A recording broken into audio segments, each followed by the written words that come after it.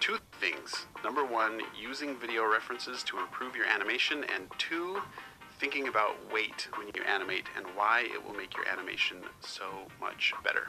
So first, I'm going to animate a stick figure tossing a ball up in the air, because what's more exciting than that? I always like to do the first 3 or 4 pages the same, just to kind of give a split second before the movement starts. Okay, starting to bend down. Have him bend at the knees a little bit. That's always good. All right, let's take a look so far. It's always nice to check your animation every few pages, or sometimes every page. I have to admit, it actually looks a little better than I thought it would. I've always kind of been shocked by how not good stick figure drawings can be, and yet the animation still basically works. You'll notice I'm giving the ball an oval shape. Stretching or distorting objects like that can help when something is moving at fast speed, so that's something to play around with, like elongating objects as they're moving quickly. Okay, let's check it out. Alright, so I wasn't thinking about weight.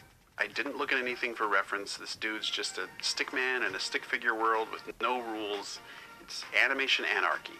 And it's fine, it's cool, but if you want to take your flipbook animation a step further, go to the next stickman level. Step 1 is to film yourself acting out the movement. So I'm going to do this again. I'll film myself with my phone acting out the movement I want to animate. Then as I draw, I can scrub through the video forward and backward, frame at a time, and just really study exactly how my body is moving frame by frame. And of course, as I'm drawing here, I'm not trying to replicate every frame of the video. This video is 30 frames per second, but I usually flip around 10-ish frames per second in a flipbook, so I just kind of need to analyze like every 3 frames or so. So you can toggle back and forth between a few frames, look closely at what's happening, look at every limb, every joint, and see how they're moving, and then try to translate that into your drawings.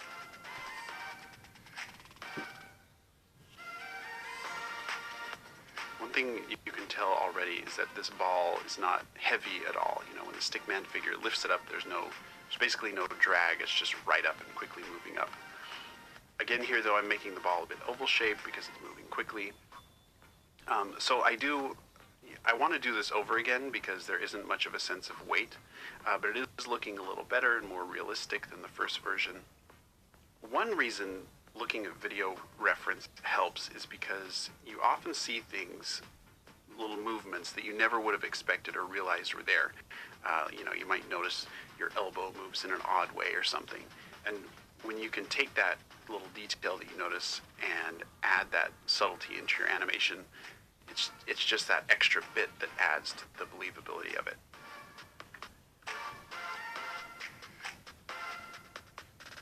Okay, so this is better than the first one, but the ball weighs nothing, and despite the fact that it's based on a real performance, it's just kind of uninteresting. So I want to try it again, but this time I want to see what happens if I make the ball feel super heavy. So I'll act it out again as if the ball were just really heavy, and we'll do it again. Okay, same thing here. I can kind of scrub through my video frame by frame, but this time I'm thinking all about weight. And it's these little details and these little moments that I think really sell the feeling of weight. Like here when I grab the ball, I pull, but the ball stays there, and then you see me adjust my stance to get better leverage. So I want to put those things into the animation. You want to have those little pauses, those moments of anticipation, adjusting. Okay, and then once I get the ball up to chest level, there's this second moment of anticipation there as I sort of kind of catch and steady the weight of it. Legs are bending. You really need to feel those moments. And yeah, that should about do it. Let's see how this one turned out.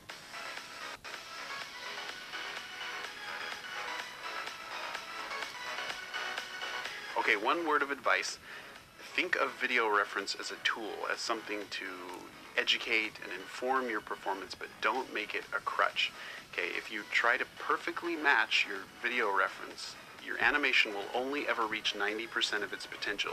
In order to get that extra 10% to make it A+ great, you have to push the performance a little farther than reality, exaggerate it a little more. My animation here followed my reference pretty closely, but if I were to push the poses further and exaggerate it more, it would level up again and be much better. That's something I'll talk about in more detail in another video. So think of something you want to animate in your next flipbook and try filming yourself acting it out. And as you draw, really think about weight. Thanks to Audible for sponsoring today's video. I love listening to audiobooks while I work, and one of my favorites that I want to recommend to you guys is Boy by Roald Dahl. I love Roald Dahl. He's the author of many of my favorite books: Charlie and the Chocolate Factory, Matilda, The Witches, Fantastic Mr. Fox. Boy is an autobiographical account of Roald Dahl